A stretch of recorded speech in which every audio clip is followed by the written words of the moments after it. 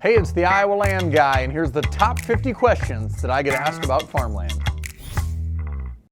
How and when do you serve lease termination? So you own a farm, you inherited a farm, and there's a renter, a farmer that maybe grandpa or grandma had on the farm, and we really don't know them, but we're deciding to sell it. So how do we serve termination? And is there a deadline, or when is it due?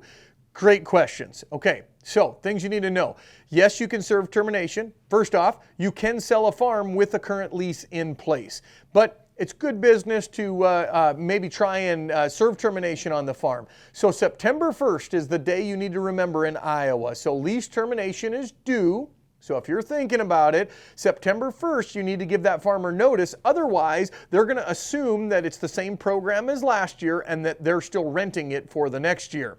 Now, that's when the termination's due. They're still going to rent the farm, or probably or arguably their lease is still in place until March.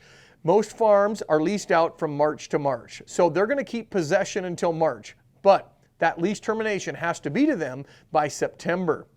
Okay, now with that being said, how do we do it? Well, there's online forms that you can use to serve lease termination. You can get with an attorney and pay them to serve lease termination. Of course, if you're thinking about selling your farm, talk to us, the farmland broker. We have copies of lease termination and we'll assist you in that process.